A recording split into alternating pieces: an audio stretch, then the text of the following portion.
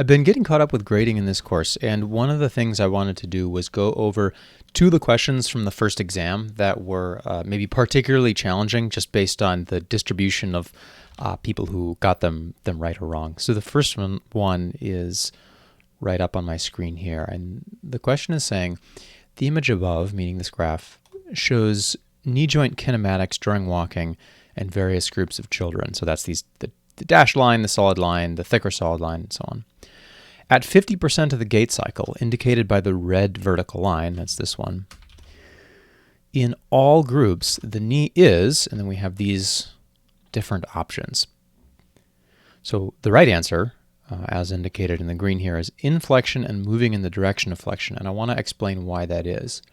So the key here is to look at the y-axis and notice that it says extension and has a positive sign after it. And what that means is that positive knee angle is extension. So if you think about the knee like this maybe, what that y-axis is telling you is that extending the knee, going like this, that's positive.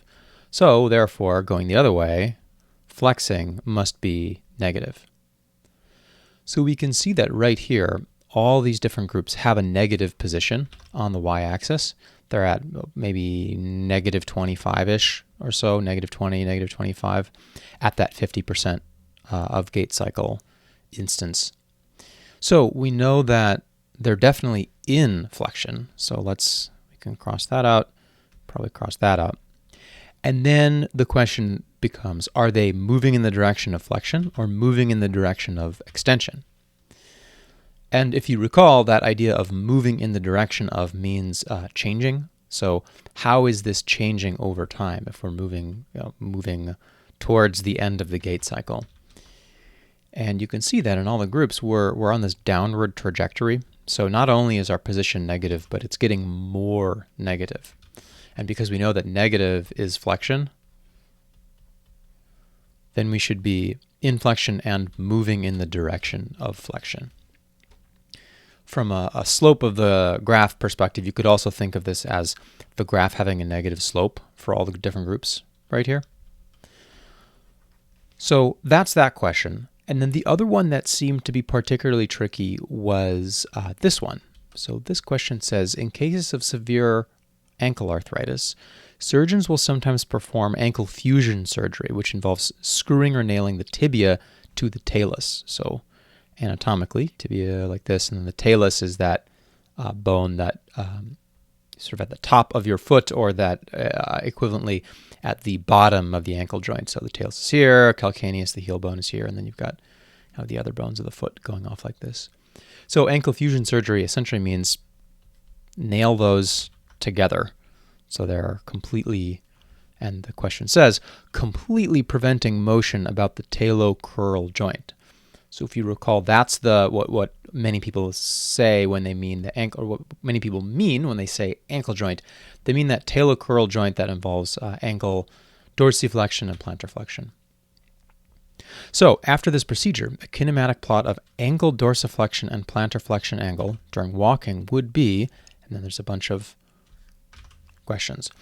One way to think about this is, what would your ankle angle look like over time if you were wearing a walking cam boot? So maybe you break a bone in your foot and you get put in those big black or gray plastic boots like this, right?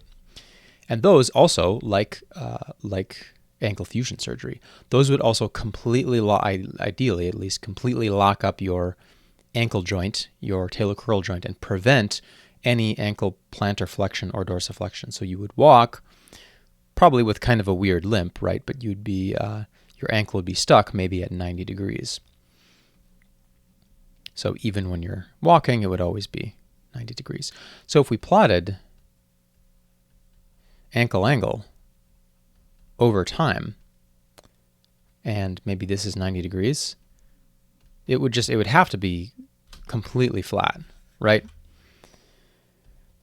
Because your ankle angle wouldn't change. And you can think about a change in ankle angle as being a change in the slope the graph moving somewhere else, and so it would change its slope or change its value.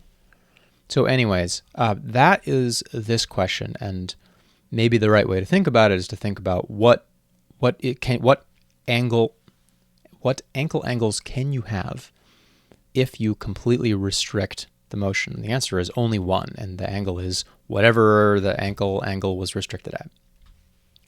So that question and this question were by far the trickiest, and I think maybe given how many people had a tough time with them, I think what I'll do is I will curve the test by a total of 1 point. So I'll just go in and I'll add in +1 to everyone's score. So if you got these questions right, the effect will be that there's an additional question that everybody got correct. So it should inflate everybody's score a little bit to compensate for maybe some, I don't know about excessive, but some legitimate difficulty in these questions.